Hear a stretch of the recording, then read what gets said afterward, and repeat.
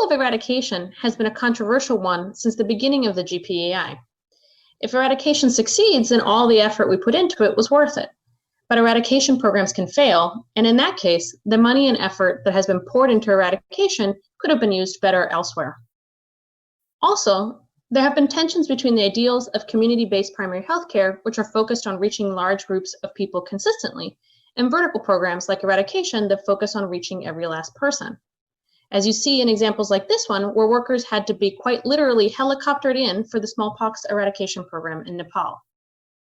Let's take a minute to understand the views of those that support eradication. Please watch this video on lessons from smallpox eradication and then come back.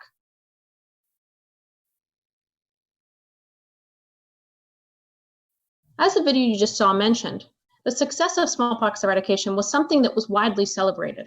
Smallpox was the first human disease ever to be eradicated, and it remains the only one. The only other disease to have been eradicated was rinderpest, a disease which affected cattle, an easier goal to reach than human eradication because it's much easier to control and vaccinate animals. At the same time as smallpox eradication had been a stunning success, the WHO was not far away from an enormous failed eradication program. The effort to eradicate malaria had taken 1/3 of the WHO's operating budget for over 10 years, until the goal was finally abandoned, without making significant impacts on malaria transmission in Africa. This experience left many people wary of eradication programs. The Alma-Ata Declaration on Primary Healthcare from 1978 was focused on equitable distribution, community participation, health workforce development, appropriate technologies, multisectoral approaches, and had goals of health for all by 2000. D.A. Henderson, a leader in the smallpox eradication campaign, talked about how Alma-Ata was calling for broad-based development of primary care services rather than disease-specific vertical interventions. In fact, he said, quote, "At the present time, a single disease eradication effort runs against this tide of integration of programs and would not elicit the support enjoyed by the smallpox eradication program," end quote. Others also had concerns about eradication. In the 1980s, as Rotary and Sabin were trying to gain support for the eradication initiative, the WHO was skeptical. In particular, they were concerned that pulling workers out of health centers and having them go door to door would pull resources out of the health system. Halfdan Mahler, then Director General of the WHO, was very concerned it would detract from the broader goals of primary healthcare and noted, "Any strategy that does not contribute to the strengthening of health infrastructure should be discouraged." Eventually, Mahler would go on to support the eradication goal.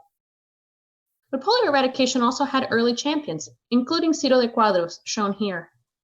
De Quadros had been a leader in the elimination effort in the Americas. These champions won over Mahler and others by convincing them that polio eradication could help advance routine immunization and other goals of Alma-Ata. As he says here, if we had a banner disease, something that would gain the public's attention and rally support for the program, it could be a great success. As this course will explore, the existence of that support has varied widely in different parts of the world and has been very complicated in practice. This debate continues still today, as you can see from these two publications shown here. The one on the top argues that the global community should move from focusing on polio eradication to systematic sustained control of polio, with increased investments in routine vaccine delivery systems and linking it to universal health coverage. Whereas the publication on the bottom argues that abandoning eradication efforts now is going to lead to outbreaks of polio in children with permanent disabilities, and that the objective of eradication is still feasible. We'll be hearing a lot more about the details of the pros and cons of an eradication program throughout this course, and we'd like you to continue to consider this debate throughout the course as a whole and to think critically about where you stand on this issue. It may be more helpful to think in a more holistic way than this debate between eradication and integration suggests. What about a model in which these approaches were not seen as opposing, but as synergistic, in a way that could benefit both? This has not been the way things have traditionally worked in polio eradication. However, there's currently increasing understanding within the program that in order for polio to be eradicated, broader health goals must be considered as well. As you can see from this quotation from a global level policymaker who says, "Some people would call them the blinders that polio often has, and others would say that it's actually the extreme focus that the program has on a very specific goal and target, so it can be phrased positively or negatively. But you know, a day spent on strengthening routine immunization isn't a day lost. It's beneficial to the program." The recent inclusion of Gavi, the Vaccine Alliance, to the GPI partnership aims to achieve the synergy for the polio program. This links back to our discussion on the Global Alliance in an earlier lecture. However, we lack the model and theories to effectively achieve the synergy. We'd like to acknowledge the contribution of these partners in mapping, synthesizing, framing, and preparing the content of the module. We would also like to acknowledge the contribution of these partners in providing information, data, and pictures for the module, as well as acknowledging the support of our funder.